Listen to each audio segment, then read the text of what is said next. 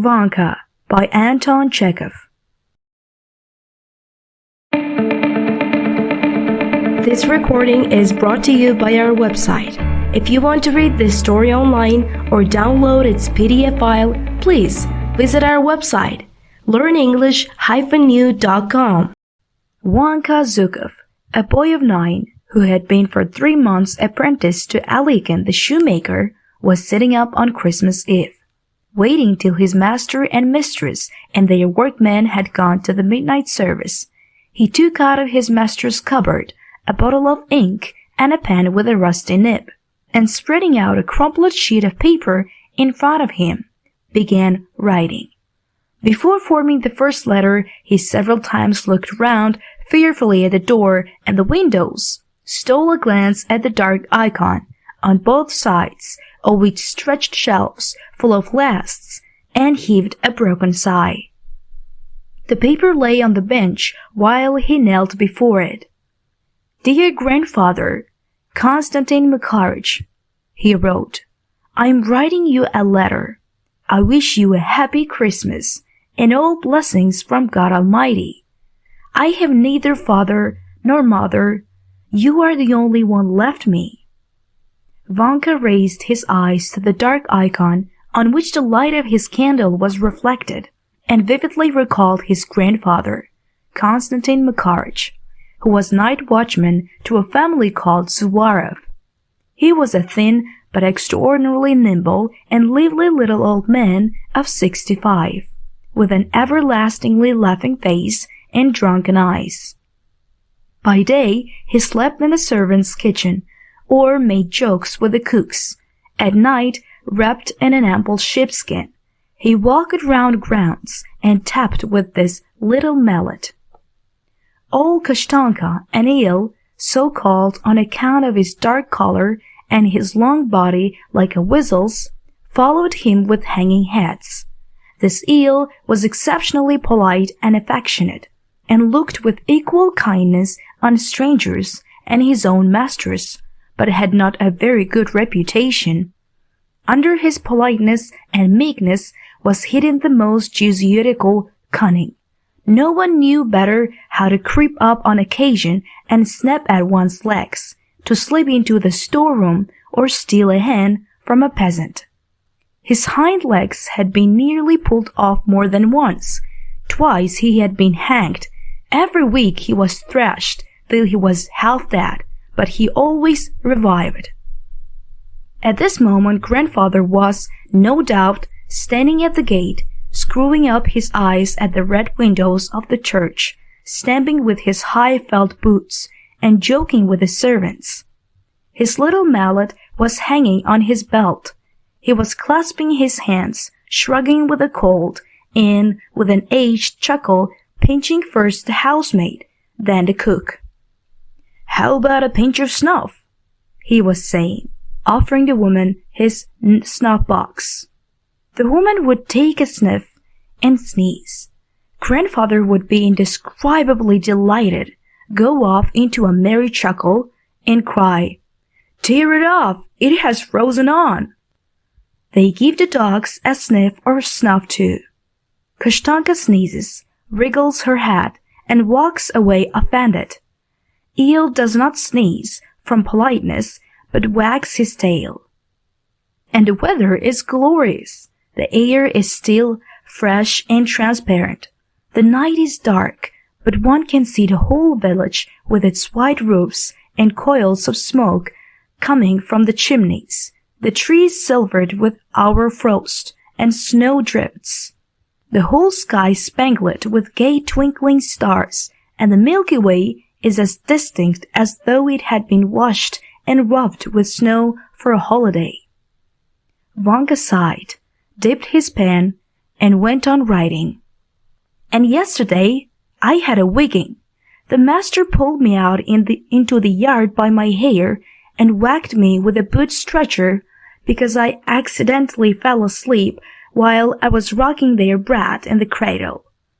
And a week ago the mistress told me to clean a herring, and I began from the tail, and she took the herring and thrust its head in my face.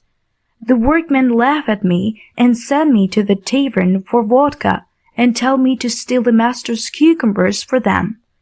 And the master beats me with anything that comes to hand, and there's nothing to it.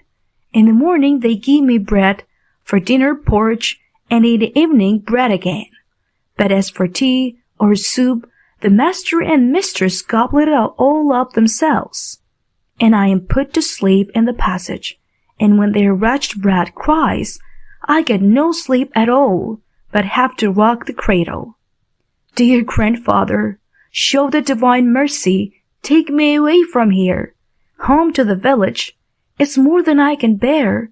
I bow down to your feet, and will pray to God for you forever. Take me away from here, or I shall die. Vanka's mouth worked. He rubbed his eyes with his black fist, and gave a sob. I will powder your snuff for you, he went on.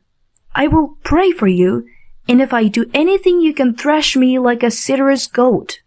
And if you think I've no job, then I will beg the steward for Christ's sake to let me clean his boots. Or I'll go for a shepherd boy instead of Vanka. Dear grandfather, it's more than I can bear. It's slimly no life at all. I wanted to run away to the village, but I have no boots, and I'm afraid of the frost. When I grow up, big, I will take care of you for this, and not let anyone annoy you. And when you die, I will pray for the rest of your soul, just as for my memories. Moscow is a big town. It's all gentlemen's houses, and there are lots of horses, but there are no sheep, and the dogs are not spiteful. The lads here don't go out with a star, and they don't let anyone go into the choir. And once I saw in a shop window fishing hooks for sale, fitted ready with a line and for all sorts of fish, awfully good ones. There was even one hook that would hold a 40-pound sheat fish. And I have seen shops where there are guns of all sorts, after the pattern of the master's gun at home, so that I shouldn't wonder if they are 100 rubles each. And in the butcher's shops, there are grouse and woodcocks and fish and hares, but the shopmen don't say where they shoot them. Dear grandfather, when they have the Christmas tree at the big house, get me a gilt walnut and put it away in the green trunk. Ask the young lady Olga Ignatievna, say, it's for Vanka. Vanka gave a tremulous sigh and again stared at the window.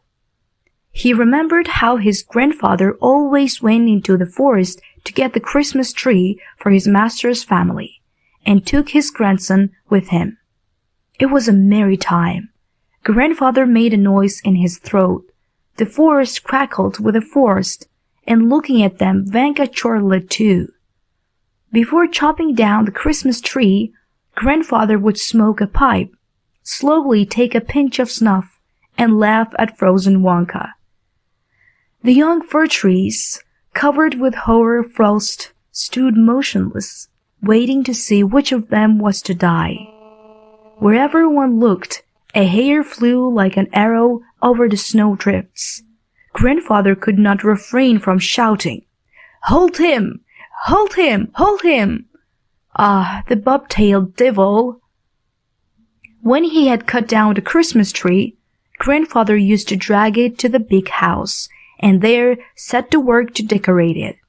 The young lady, who was Vanka's favorite, Olga Ignatievna, was the busiest of all. When Vanka's mother, Pelagavla, was alive and a servant in the big house, Olga Ignatievna used to give him goodies, and having nothing better to do, taught him to read and write, to count up to 100, and even to dance a quadrille. When Pelagavla died, Vanka had been transferred to the servants' kitchen to be with his grandfather, and from the kitchen to the shoemaker's in Moscow. Do come, dear grandfather, Vanka went on with his letter. For Christ's sake, I beg you, take me away.